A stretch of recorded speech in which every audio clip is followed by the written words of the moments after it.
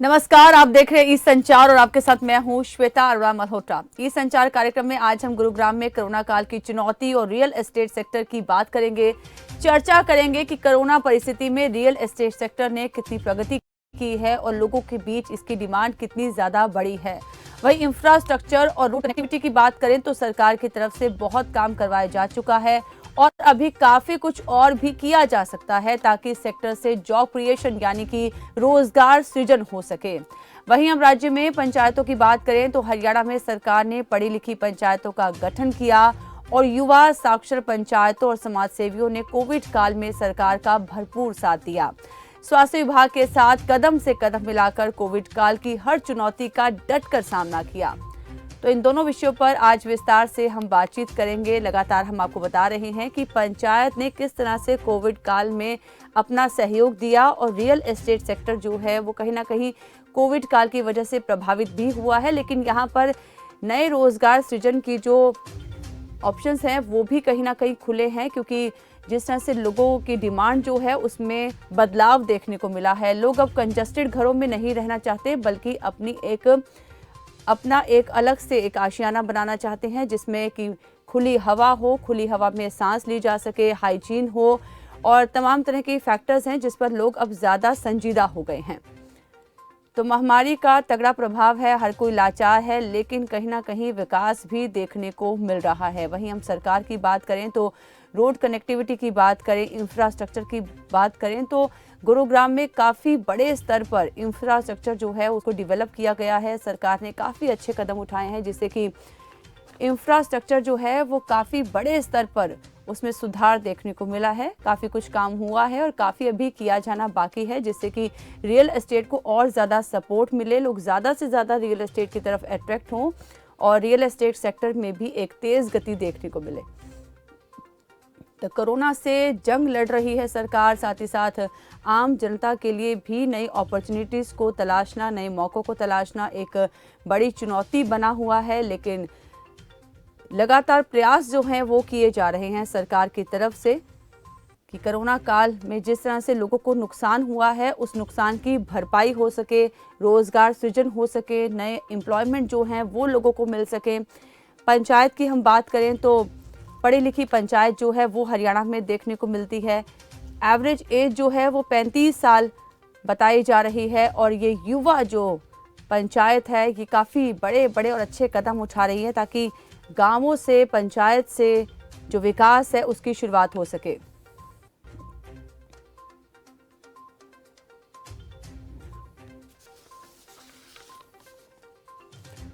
तो इन दोनों विषयों पर विस्तार से हम बातचीत करेंगे। हमारे साथ आज बेहद खास गेस्ट जुड़े हुए हैं, स्वागत करना चाहूंगी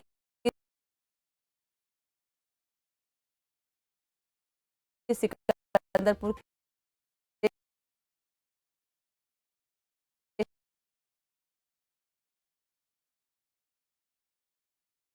ककलारी। मुझे सुन पा रहे हैं?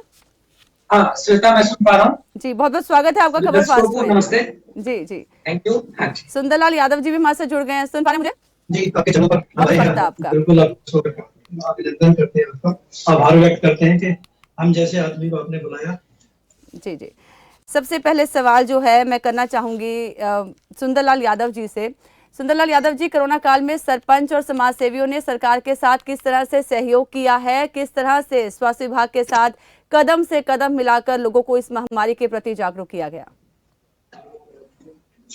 देखिए, निश्चित रूप से गुड़गांव जैसे शहर में जहाँ की बहुत ज्यादा संख्या में लोग बाहर के प्रदेशों से आकर यहाँ रह रहे हैं, अपना जीवन व्यतीत कर रहे हैं, तो यहाँ बहुत विकट स्थिति थी इस कोरोना वैश्विक महामारी में, जो पूरी दुनिया के साथ साथ भारत में भी अपना तांडव मचा के गई है और अभी तक भी मचा रही है जी। अब हम यहाँ की बात करें, गुड़गांव के जिस क्षेत्र में हम लोग रह रहे हैं उसमें मोस्टली पूरा गुड़गांव ही आ गया जी। तो गुड़गांव जिले में शहरीकरण हो गया है और वहां गांव में एक गांव में किसी में 30,000, किसी में 40,000, किसी में 1 लाख, किसी में 2 लाख एक गांव की आबादी है, पॉपुलेशन है जी। बाहर के लोगों को मिलाकर। अब उन लोगों के लिए खाने का, रहने का हर तरीके से स्थिति इस कोविड वैश्विक महामारी में हो गई थी। जी। निश्चित रूप से सरकार के साथ साथ यहाँ के सरपंच साथियों ने और समाज सेवियों ने, चाहे वो उनके खाने की व्यवस्था हो, चाहे वो उनके रहने की व्यवस्था हो, किराए माफी की व्यवस्था हो, इस तरीके से लोगों ने भरपूर सहयोग किया है कि यहाँ से, इस गुड़गांव जिले से लोगों का पलायन ना हो, बिल्कुल। और उसमें हम काफी हद तक कामयाबी रहे हैं। जी। जी, संजय कलकारिया जी से मैं बात करना चाहूंगी। संजय जी, जिस तरह से हम देख पा रहे हैं कि रियल एस्टेट में भी बहुत ज्यादा जो फर्क है वो हमने देखा है। कोरोना काल में लोग हाइजीन और फ्रेश एयर को लेकर ज्यादा संजीदा हो गए हैं। लोग कंजेस्टेड घरों के बजाय इंडिपेंडेंट फ्लोर्स को ज्यादा तवज्जो देने लगे हैं। तो जानना चाहेंगे कि कोरोना काल में रियल एस्टेट में किस तरह से आप मांग को देख रहे हैं, किस तरह से मांग जो है वो लोगों की बढ़ी है, और कोरोना का इस सेक्टर पर क्या प्रभाव देखने को मिला है? श्वेता जी, देखो, फर्स्ट ऑफ ऑल कोरोना महामारी जो आई उसमें हमने सबने अ, जान और जहान दोनों को बिखरते देखा है। रियल एस्टेट भी इसे छूटा नहीं रहा। सभी इंडस्ट्रीज पर इसका काफी बुरा असर रहा।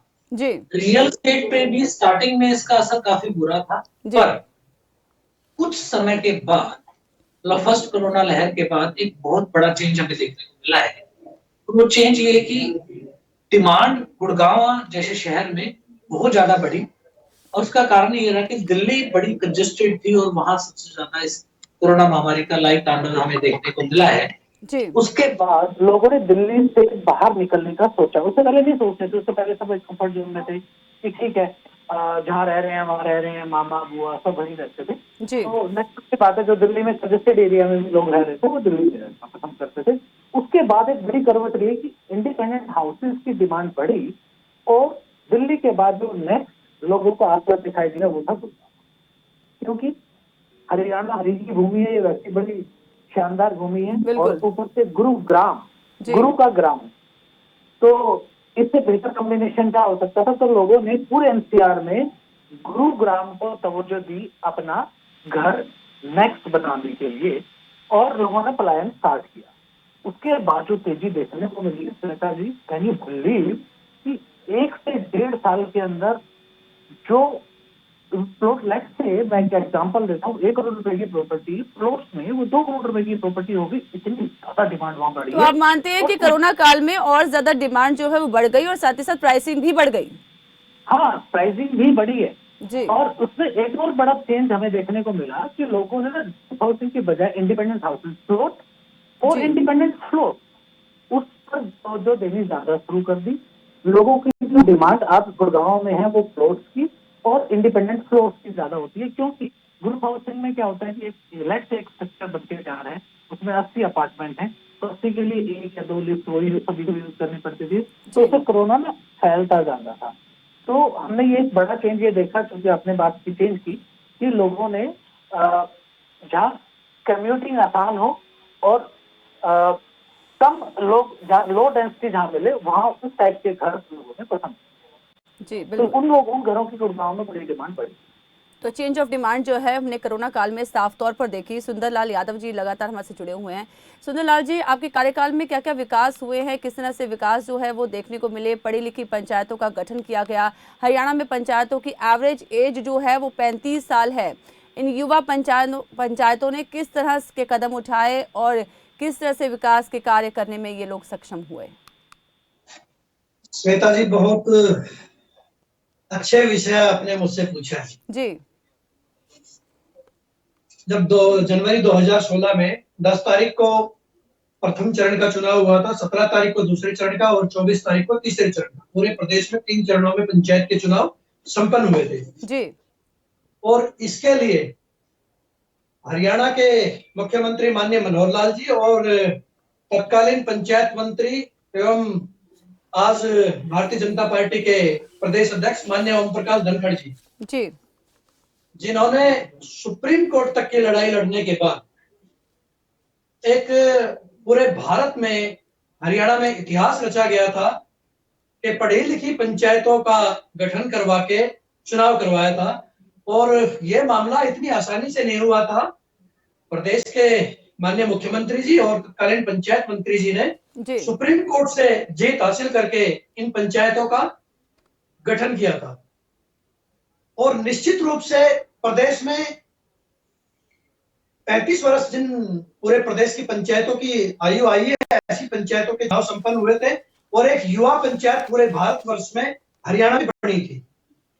और रिकॉर्ड तोड़ काम इन युवा पंचायतों ने पूरे 5 वर्ष हरियाणा प्रदेश में किया है। मैं अपने गुड़गांव जिले की अगर बात करूं तो गुड़गांव जिले में शायद ही ऐसा कोई गांव हो जिसने 5 करोड़ रुपए से कम के विकास कार्य अपने गांव में कराए हो। जी और लगभग 50 करोड़ से ज्यादा के काम भी एक एक पंचायत अपने गांव में करा पाई है। और युवा पंचायत बनाने के बाद, पढ़ी लिखी पंचायतों के बनाने के बाद ऐसा नहीं, माननीय मुख्यमंत्री जी का ये एक दूरगामी सोच थी। और उसके बाद भी उन्होंने क्या किया कि पहले पंचायतों की एक राशि सीमित थी कि एक पंचायत 10 लाख रुपए का काम करा सकती थी। जी उन्होंने उस राशि को बढ़ाकर 20 लाख कर दिया, कि मतलब सरपंचों को और ताकतवर बनाया। और जब पंचायत मंत्री ओम प्रकाश धनखड़ जी थे, उन्होंने भी एक पूरे भारत में एक अनूठी पहल की थी। यहाँ पूरे हरियाणा प्रदेश में जी एक स्टार रैंकिंग प्रणाली लागू कर दी। कोई स्टार 1 लाख रुपए का, कोई 1.5 लाख रुपए का, कोई 2 लाख रुपए का।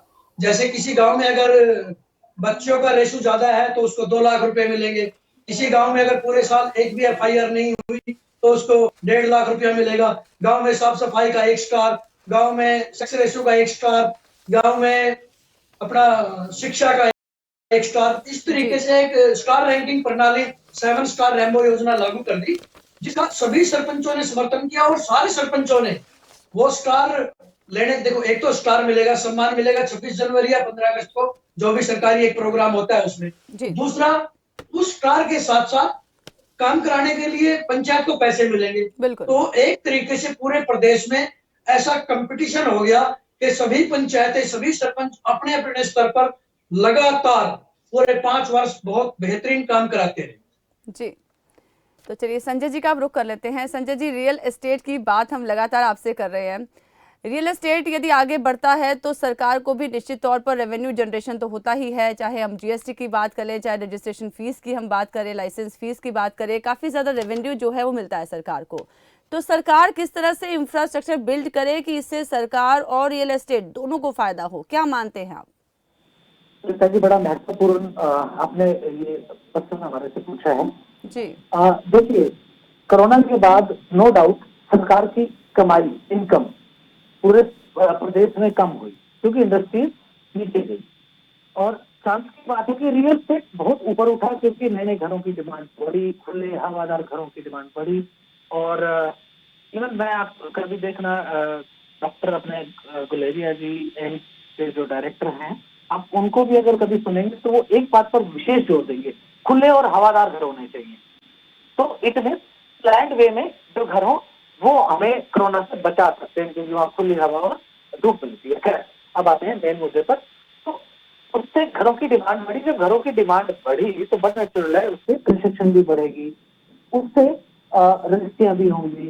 तो जो मैं एक एग्जांपल देता हूँ, लेट्स से एक प्लॉट अगर 250 गज का बनता है बाजार में, तो उससे कितने सारे रोजगार उत्पन्न होते हैं, कितनी इनकम वहां से होते हैं। मैं वो सारा आपको एक्सप्लेन करता हूँ। एक प्लॉट जिस दिन बिकता है, तो लेट्स से गुड़गांव जैसे शहर में 2 करोड़ से नीचे का प्लॉट है नहीं, तो करीब 5 से 7% रजिस्ट्री कॉस्ट होती है। तो उसका मोटा मोटा 8 लाख 10 लाख रुपए एक बार रजिस्ट्री कॉस्ट है। उसके बाद उस पर एक फ्लोर बनता है, सिर्फ फ्लोर। तो 4 घर बने, 4 घर बने तो उनकी 4 रजिस्ट्रियां फिर होंगी। मजे की बात, तो सरकार को एडिशनल पर घर 5 से 7 लाख रुपए की रजिस्ट्री मिलती है। इतने एक घर से सिर्फ स्टैंप ड्यूटी एक प्लॉट से सरकार को 25 से 30 लाख रुपए सरकार की रेवेन्यू बढ़ती है। दूसरा, जब एक प्लॉट हम बनाते हैं या कोई कॉलोनी डेवलप करते हैं तो उससे एक लाइसेंस फीस मिलती है सरकार को, वो एक बहुत बड़ा सोर्स है। तो वो लाइसेंस फीस और FAR परचेज, एक प्लॉट पे 8-10 लाख रुपए का परचेज होता है जी। उसके बाद जब कंस्ट्रक्शन होगी, बट नेचुरल है, उसमें ईंट, करेक्शन, छोटी छोटी बहुत सारी चीजें इसके अलावा रॉ मटेरियल आएगा, उसके प्रोडक्शन में जो लेबर लगेगी, जहाँ प्रोडक्शन होगा वहाँ रोजगार बढ़ेगा। बिल्कुल स्किल, अब आ जाइए, जब एक घर बनेगा उसमें टाइलें भी लगेंगी, टीवी फ्रिज भी लगेगा, बहुत लोगों को और एम्प्लॉयमेंट मिलेगा। यस, इसके बाद जब जी घर खरीदता है तो आदमी गाड़ी भी खरीदता है। तो जी अब देखिए, एक छोटे से यूनिट से कितने रोजगार के अवसर उत्पन्न हो रहे हैं। तो बिल्कुल सरकार का जो रेवेन्यू है वो कोरोना के बाद रियल एस्टेट से विशेषकर बहुत ज्यादा बढ़ा है। बल्कि मैं तो सरकार, हरियाणा सरकार को जरूर ये सुझाव देना चाहूंगा, अगर कोई हमारे दर्शक और हमारे मंत्रीगण सुन रहे हो कि रियल एस्टेट कोरोना के बाद हमारा इनकम का मेजर तो करने वाला एक मेरा स्रोत पैदा हुआ। क्यों ना इसको और ज्यादा बढ़ाया जाए। इसमें कनेक्टिविटी आप बढ़ा दीजिए, क्योंकि दिल्ली से लोग निकास कर रहे हैं बाहर की तरफ आए। अब बिल्कुल कनेक्टिविटी बढ़ा दीजिए तो लोग आएंगे, बाहर की तरफ आएंगे, घर खरीदेंगे। तो बिल्कुल इससे इतने सारे रोजगार आपके उत्पन्न हो रहे हैं। सरकार की इनकम, यही एक रियल एस्टेट एक ऐसा स्रोत है जिससे 4, 5, 10 गुना तक सरकार की 8% इनकम है वो बढ़ सकती है। तो उस पर सरकार को जरूर ध्यान देना चाहिए रियल एस्टेट पर, ताकि नए नए रोजगार के अवसर उत्पन्न हो। स्टेट की अगर इनकम बढ़ेगी तो वो पैसा, मैं एक और छोटा सा पॉइंट बता दूं, गुड़गांव एक ऐसा डिस्ट्रिक्ट है जी जो अकेला पूरे प्रदेश को 60% रेवेन्यू देता है। बिल्कुल बिल्कुल तो इससे होता क्या है कि पूरे स्टेट की रेवेन्यू बढ़ेगी तो पर कैपिटा इनकम बढ़ेगी, तो सब जी जगह खुशहाली आएगी। तो सरकार को जरूर इस बात पर ध्यान देना चाहिए कि इंफ्रास्ट्रक्चर को जल्द से जल्द इम्प्रूव करें। जहाँ हमें रोड की मरम्मत की जरूरत है, जहाँ कनेक्टिविटी की जरूरत है, ताकि वो बिल्कुल अच्छा करें। नए बायर आएंगे, और नए बायर आएंगे तो रोजगार के बहुत सारे अवसर खुले। बिल्कुल रेवेन्यू बढ़ेगा, एम्प्लॉयमेंट बढ़ेगी। सरकार को कदम उठाने चाहिए रियल एस्टेट को और ज़्यादा बूस्ट करने के लिए। तो सुंदर लाल जी भी लगातार हमारे साथ जुड़े हुए हैं। सुंदर लाल जी, हम बात कर रहे हैं पंचायतों की। पंचायती लेवल पर हम बात करें तो किस तरह से ग्रांट्स को जो बढ़ाया गया है, किस तरह से पंचायतों को और ज़्यादा पावर्स दी गई है जिससे कि गाँवों में विकास हो सके? देखिए, निश्चित रूप से प्रदेश में माननीय मुख्यमंत्री मनोहर लाल जी का ये दूसरा कार्यकाल है जी और भारतीय जनता पार्टी की एक ऐसी सरकार है, चाहे वो हरियाणा में हो या किसी भी प्रदेश में हो, जी वो निडर होकर पंचायत को अधिकार देती है काम करने का। और हरियाणा के मुख्यमंत्री तो वैसे ही सबसे आगे होते हैं इन मामलों में। वो स्वयं भी बिल्कुल बोल्ड होकर डिसीजन लेते हैं, और चाहे सरकार में मंत्री हो, चाहे सरपंच हो, चाहे जिला परिषद हो, जिला परिषद का चेयरमैन हो या ब्लॉक प्रमुख हो, सभी को वो स्वतंत्र रूप से अधिकार देते हैं कि वो अपना काम ईमानदारी से और पूरी ताकत के साथ करें। मैंने पहले भी आपको बताया था कि पहले पूरे प्रदेश में सरपंच को पावर थी 10 लाख रुपए की। जी भारतीय जनता पार्टी की सरकार बनी, नए चुनाव हुए 2016 में। 16 में बढ़ने के तुरंत बाद श्री मनोहर लाल जी ने उस राशि को बढ़ाकर 10 लाख से 20 लाख कर दिया। किसी भी पंचायत ने, जब भी पंचायत मंत्री या माननीय मुख्यमंत्री के पास कोई भी प्रस्ताव ग्रांट के लिए गया है, वो तत्काल प्रभाव से ग्रांट मंजूर की गई है। और मैंने बताया, ये हवाई बातें नहीं है। आप किसी भी गांव में जाकर, जी आपके चैनल पे कह रहा हूं, आपका बड़ा चैनल है हरियाणा में, जी आपके चैनल पे कह रहा हूं, किसी भी गांव में जाकर आप लोग पता करवा सकते हैं कि पिछले 7 सालों में, अब 1-1.5 साल को अगर हम छोड़ दें, क्योंकि इस कोरोना वैश्विक महामारी ने बड़ा नुकसान पहुंचाया है, तो निश्चित रूप से थोड़ी सी स्थिति खराब हुई है। बिल्कुल लेकिन मनोहर लाल जी का पार्ट 1 जो सरकार थी, दूसरे सरकारों की तुलना में जी पिछले 5 साल में भारतीय जनता पार्टी की सरकार ने, मनोहर लाल जी की सरकार ने इतनी राशि इन पंचायतों को दी है जितनी पिछले 5 टर्म में भी उन पुराने 5 मुख्यमंत्रियों ने नहीं दी है।